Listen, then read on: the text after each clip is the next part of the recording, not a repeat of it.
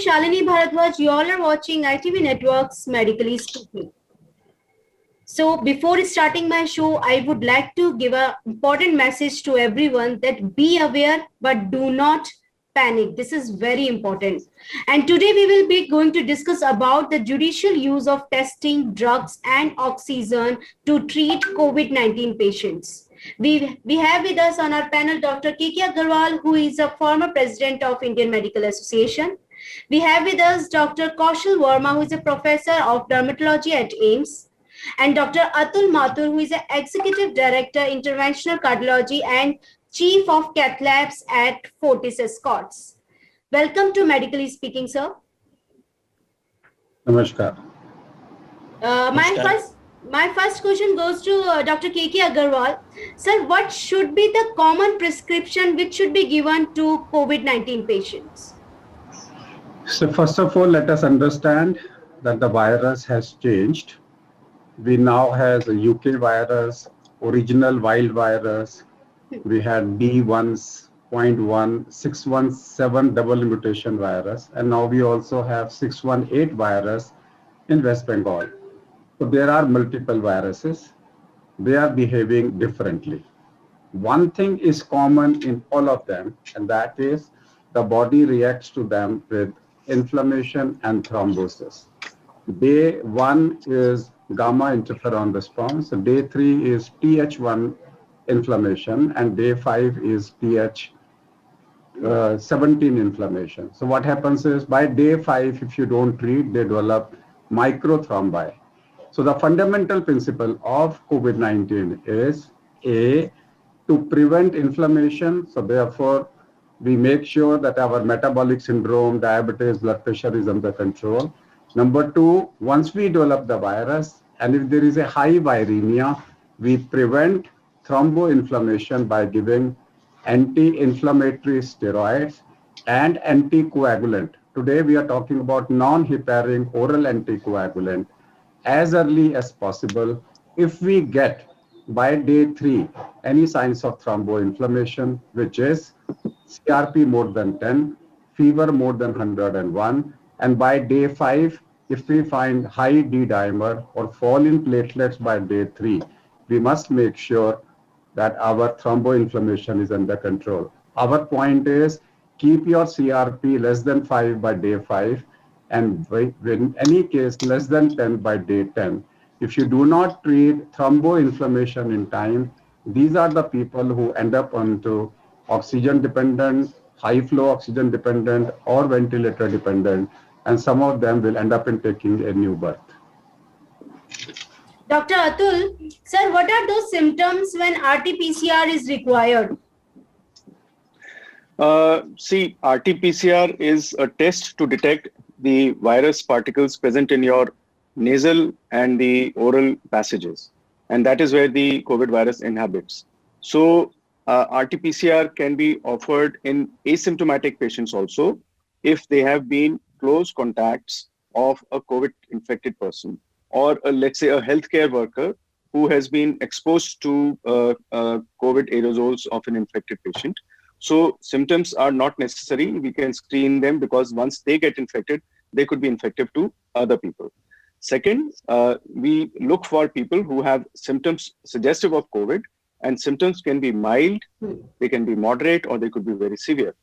Mild symptoms could just include a little body ache, a little soreness of your throat, a mild fever which disappears after 1 or 2 days, and you think maybe there was actually, whether it actually was a fever or not, sometimes you have a doubt. So there could be a mildest presentation of COVID, and you should suspect it. And the best time to do an RT-PCR test is at least 5 days after the onset of your first symptom. If you try to do the RT-PCR test too early, you may get a false negative RT-PCR because you need time enough your nasopharynx, a positive RT-PCR test. Yeah, Dr. Kaushal. Yeah, please, Dr. KK. I just want to say is now is a phase of 3 lakh cases per day. RT-PCR means filing an FIR to find out who was the thief. When the body is on fire, our job is to extinguish the fire. If you are looking for the RT-PCR as on today, you are too late to treat. So therefore, treat the patient in a mitigation phase as early as possible. Don't wait for the RT-PCR report. If you are going to wait for the RT-PCR report, you have already lost the game. Treatment must start, you must control your disease by day 3 of symptoms or day 5 of symptoms. If you are going to wait for the diagnosis, you are going to. So I just want to correct Dr. Mathur that if you have a close contact, then you do your test on 5th day. If you have a close contact with somebody, but if you have symptoms, then the test has to be done as the time you get a symptom, get the testing done.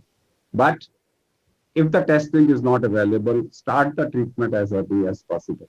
When there is a fire, we call fire extinguisher, we call the fire ambulance, and we call the police.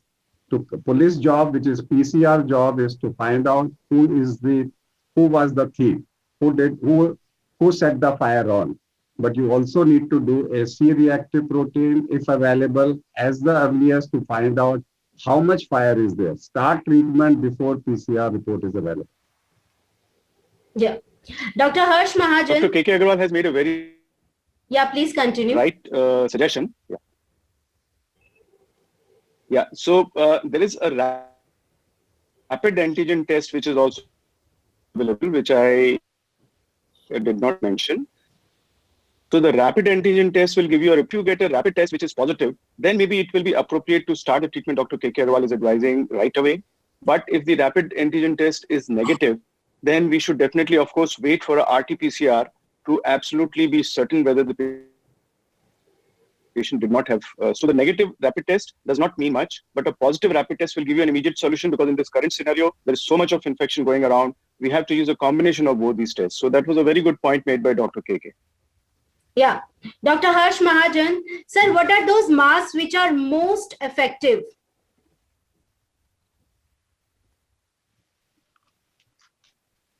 Sir, I can't hear you.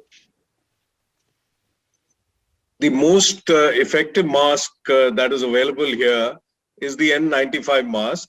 And that is, it prevents you from getting the disease 95% and also of transmitting the disease to others.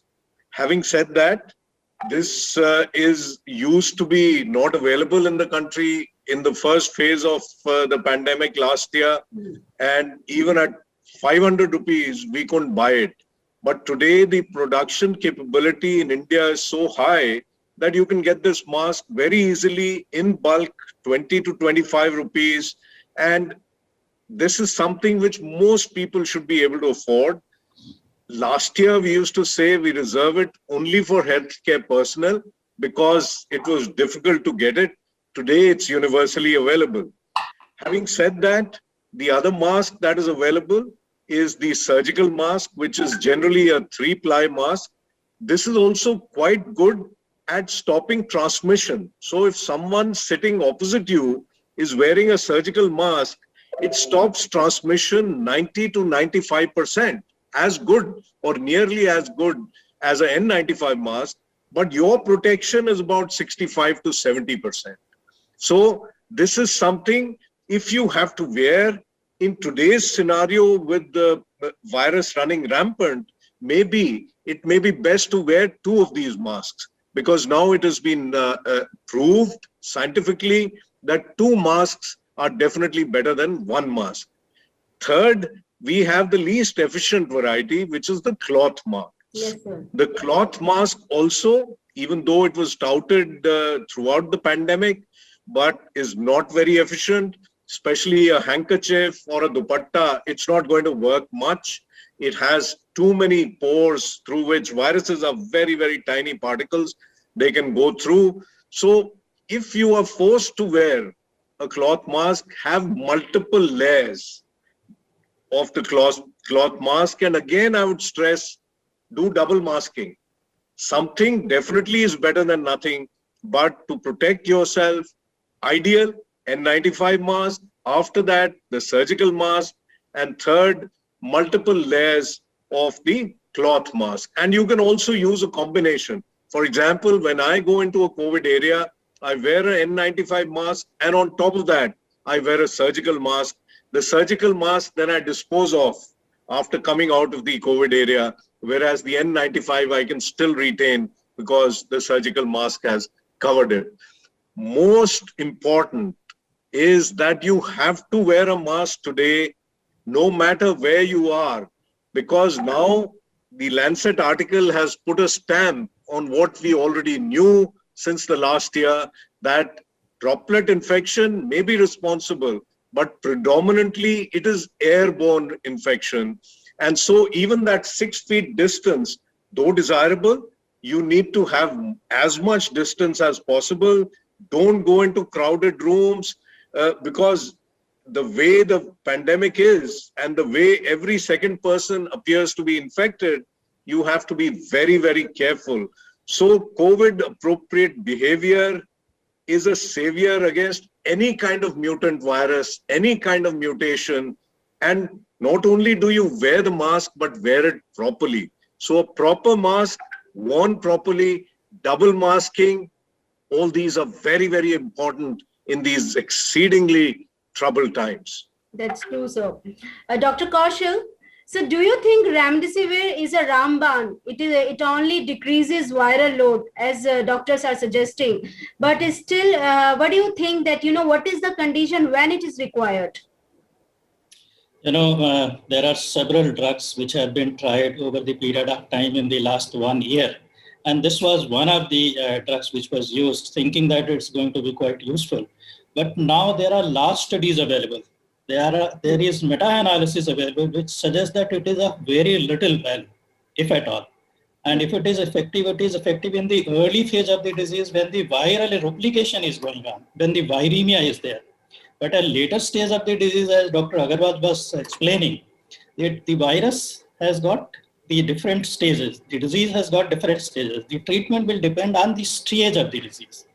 If at all, if of any little use, it is in the early phase of the disease when the viral replication is going on, when the viremia is there. Later part, it is not. But now the studies have demonstrated that the Remdesivir is not of much use. And if at all it has to be used with extreme caution. And there are several other medicines which were used like hydroxychloroquine, ivermectin, and say the other supportive medicines which were used during that time when we were testing and trying and seeing if these medicines are useful. And they have all been found to be of no use. So if at all, it has to be used with extreme caution, and it has very limited value. And the most important that the other experts have also been saying that the most important is the mask.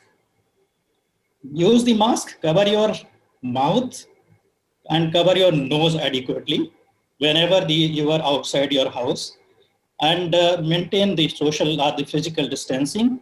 And then, of course, the hand hygiene continues to remain a very important aspect of COVID prevention.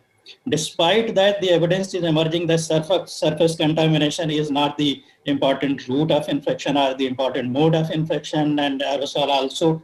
But, if there is something there, we do not have the evidence to say that, yes, it is, one of the modes of infection, but we don't have the evidence also to say that this is not the mode of infection. The large data suggests that it is primarily the airborne infection. But aerosol, which earlier, suppose somebody is working in an ICU setting or somebody is working in a closed hospital setting, one has to be careful of the aerosols also. So it is important that we need to understand the behavior of the disease, the behavior of the virus, and the treatment is directed towards the stage of the disease, and it varies from patient to patient also. Suppose you don't need oxygen for everyone. 80% of the people, they recover. So they don't need any specific treatment. They need only general care, like paracetamol if they get fever, maybe steam inhalation, and they need isolation. When they go into the other stage of the disease, when the oxygen saturation is falling, when the respiratory rate is going on, then they would need oxygen support. That may be the time when the steroids could be of some use. But at the later stages, the management is going to be different when the person is really sick and requires ventilative support or require the ICU care. So it would largely depend as to what stage the person comes in. And then, like we were talking about the RT-PCR and the test, if the person has come with the close contact with a high risk, say person, what we call high risk contact, then the possibility of developing infection is there. And RT-PCR and other tests you do to confirm this. And even after confirmation, it is not necessary that the patient will require hospitalization. So the treatment remains conservative in the initial stage of the disease. When the disease warrants that the person is getting sick, they need oxygen support, or they need the ventilative support, or they need the medication support, then it has to be directed towards the condition of the patient. It is specific. It cannot be generalized. True, sir. Dr. KK Agarwal, sir, when oxygen is required and what is the saturation point, when it is required, and what is the judicial use of using oxygen in COVID-19 patients? I'm still a believer of early diagnosis. We need to understand that there are two types of inflammation. One is a simple inflammation, immunoinflammation. Second is a thromboinflammation. Once there is a thromboinflammation, we have lost the bus. Macroclots have formed. You may require very high dose of oxygen at home. So I am of a firm believer of early anticoagulation and early anti-inflammatory drugs starting on day one in patients who are comorbid, high risk. In non-comorbid, non-high risk, nothing needs to be done. If you have loss of smell, loss of taste, don't do anything. If you are a menstruating female, just take aspirin. And if you are a child less than 12 years, just don't do anything. If you already have received 2 doses of vaccine, you are not going to get pneumonia. You are going to get a non-pulmonary, non-IgA mediated systemic inflammation. But if you are comorbid, metabolic syndrome, diabetes, hypertension, pot belly, obesity. If you develop a pneumonia, you are not going to tolerate. Remember, all these conditions are pro-coagulative and pro-inflammatory. All conditions which are pro-inflammatory and pro-coagulative must start, because this virus is also pro-coagulative and pro-inflammatory. We must start treatment on day one so that we don't end up into a oxygenation therapy. Number one. Number two, all of them should be lying on their stomach so that at least 2 to 3% oxygenation gets improved. Third, you can buy at least 48 hours before actual oxygenation becomes low by diagnosing hypoxia on exertion. If you are going to wait rest hypoxia, you have lost 2 important days. How? Walk for 6 minutes, 50 feet distance, you have 2 markers, and go all around like taking a run in a 50 feet cricket pitch and calculate your distance. If your distance is more than 1700 feet, which is 500 meters, and your oxygenation doesn't fall, you are not having any pneumonia. You are not going to develop oxygen deficiency in the next 48 hours. So simple 6-minute walk test at home. And if you get exertional hypoxia, you have 48 hours to arrange for the oxygen. At that particular moment, if you act, at that particular moment, you check, have I missed my steroid? Have I missed my blood thinner? If you give, you can avoid. Most of the people are coming late for 2 reasons. A, चोर तो पकड़ा नहीं गया, मैं इलाज क्यों कराऊं? PCR test तो आया नहीं. So they are waiting for the PCR reports. कि जब तक चोर नहीं पकड़ा जाएगा, मैं अपने घर की आग नहीं बुझाऊंगा. That's a major mistake they do. And the second major mistake they do is they miss their pneumonia on day 3. Remember, Dr. Harsh Mahajan will tell you that you can get CT scan pneumonia by day 2 or by day 3. At that particular moment, you should be able to pick up your hypoxia on exertion. Remember our megastar, Bollywood megastar, his oxygenation and pneumonia was picked up only because he was doing a 6-minute walk test. And when he was walking, he became slightly coughing. He started coughing during walking, and he was diagnosed early and treated early. So you can pick up early pneumonia simultaneously with a CT scan, and that's exertional hypoxia. That's very Means, important. means reduction of SpO2 by 3, 4, or 5% after 6-minute walk test. Yeah, Dr. Mahajan, sir, when it is required to go for HRCT? The HRCT is a very important part of the whole treatment of COVID-19, but it has very specific indications. I feel today that it is being overused. There are people who say get a RT-PCR and at the same time get a CT done. This is absolutely wrong. Dr. K.K. Agarwal has very nicely put it that, the lungs will be affected only if the oxygen level falls. So generally, when the oxygen level falls to 94 or below in someone who is 99 or 100, and now it has fallen, that is one indication. The second indication, like I said, is this stress test, where you walk for 6 minutes, and if the oxygen falls by 5%, then again, you deserve a CT scan. But what is happening today, that everyone is coming for a CT scan. True. If you do not have problems, if your inflammatory markers in the blood are normal, if you have mild disease, you do not need anything. This has been, I think, emphasized very clearly by all our panelists, that 80% of cases do not even require treatment. Whatever treatment we are giving, be it any drug, be it any supplement, it is just probably a feel-good factor. That'll do you no harm. But if you start medication early, if you start steroids early, then we know that if steroids are started early in a mild disease, you may actually increase the viremia, you may increase the problem, and the drugs may actually go and harm you.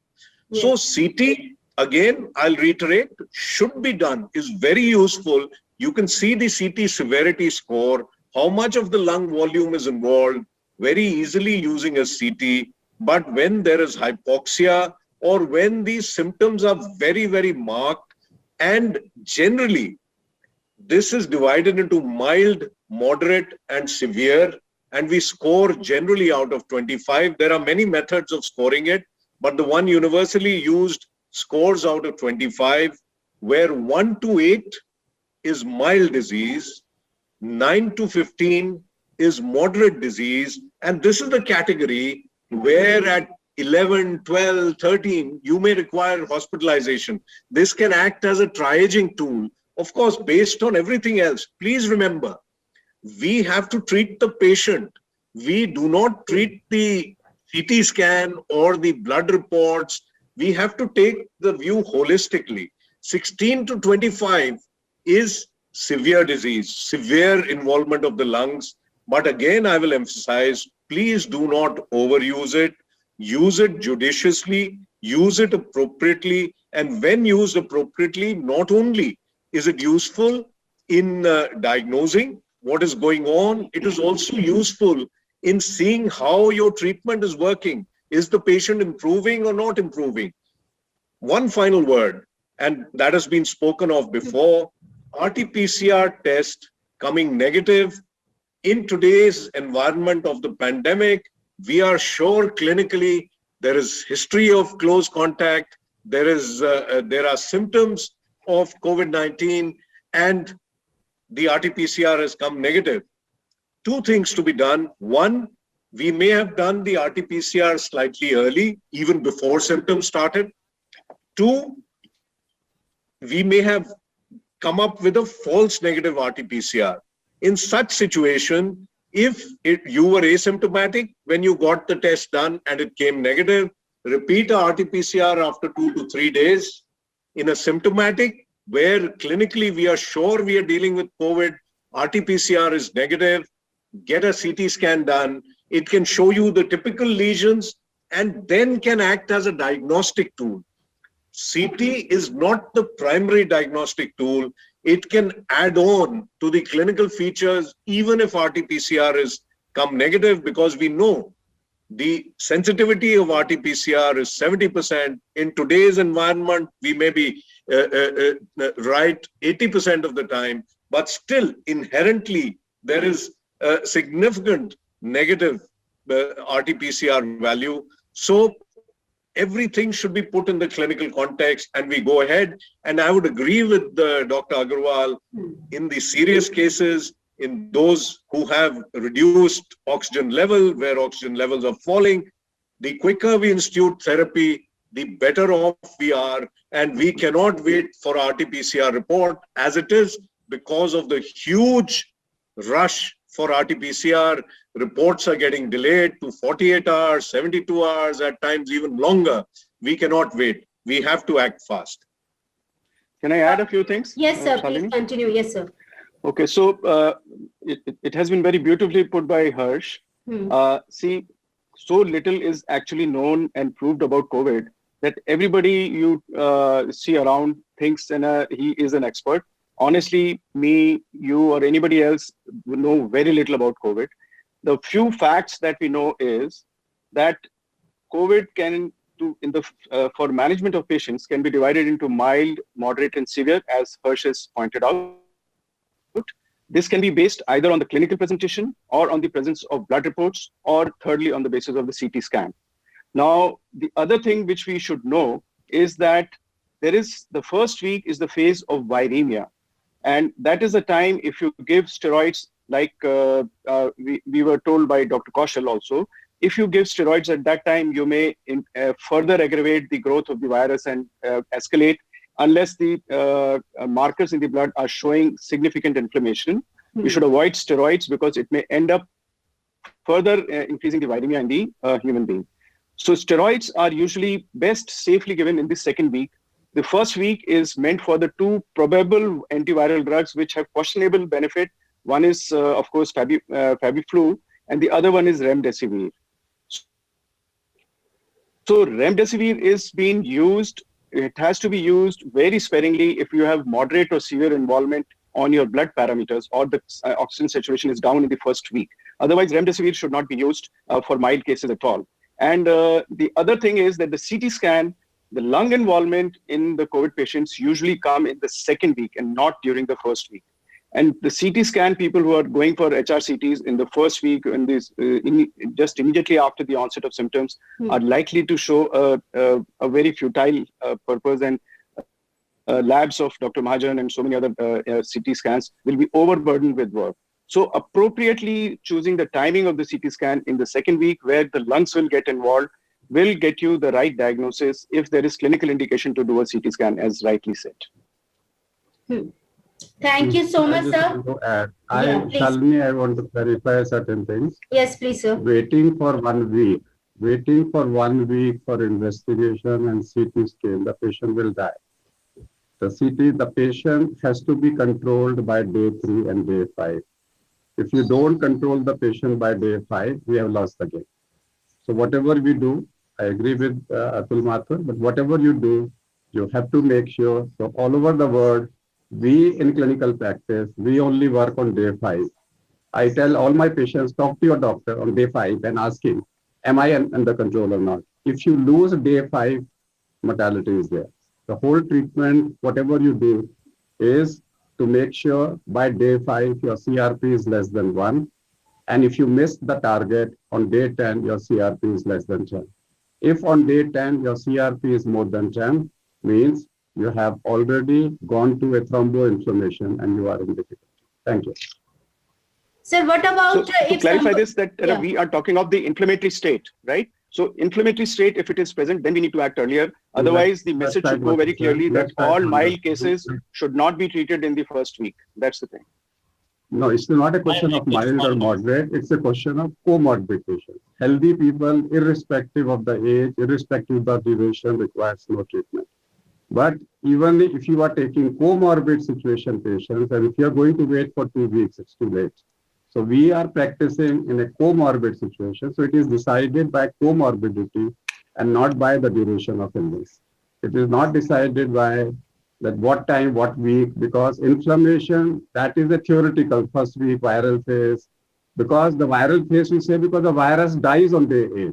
But inflammation will start upon the response. See, in 4 hours, your CRP will start rising. CRP will peak by 36 hours. CRT should crash by another 17 hours. CRP will double every 8 hours. So by 4th day, your inflammation should be over. Can You I have make a 3 small responses. Just 1 second. There are 3 responses for inflammation. When the virus enters, there is a gamma interferon response leading to fever on day 1. On day 2, you will have TNF alpha and IL-6 response. The fever will increase. By day 5, if you have not controlled, TH17 response, which is TGF beta, takes over. And by that time, the inflammation and the fever becomes thromboinflammation for that.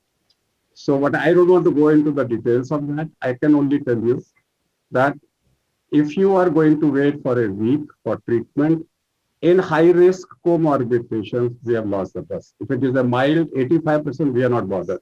Whether you treat them or you don't treat them, doesn't matter. But high-risk comorbid patients, fever more than 101, CRP more than 10 in the first 10 days is a marker of impending thromboinflammation and must be treated. Thank you. Dr. Kaushal, you wanted to say something?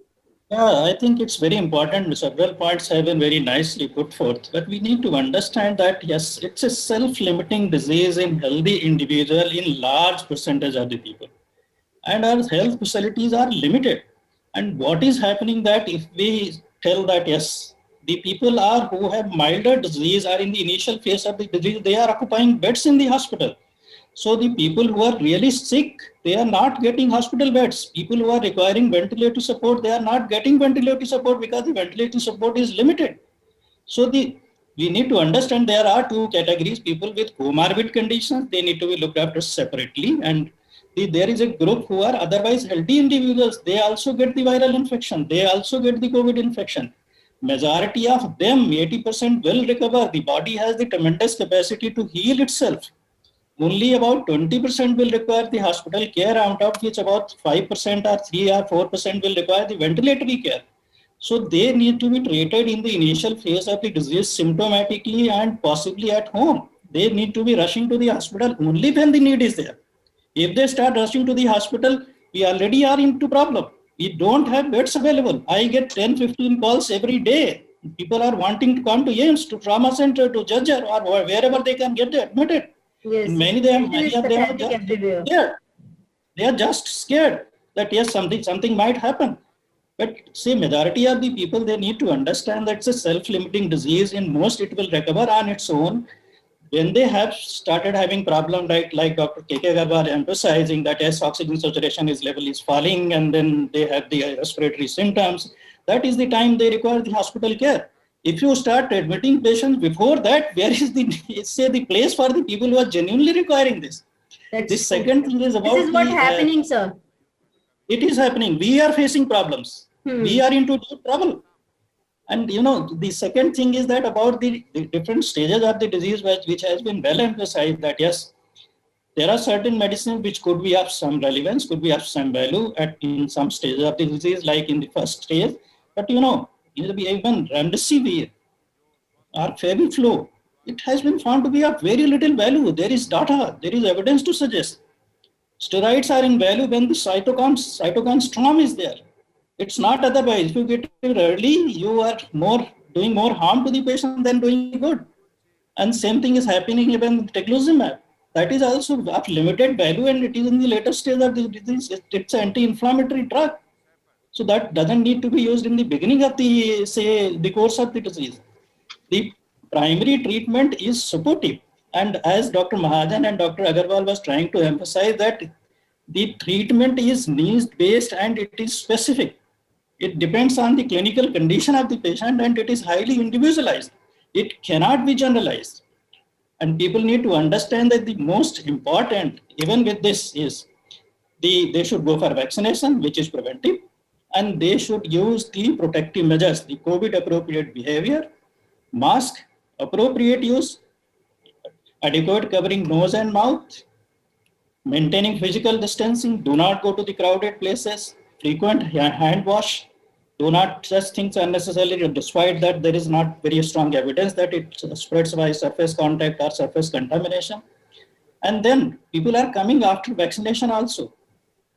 They're getting disease. So it does prevent, but it's not completely protective.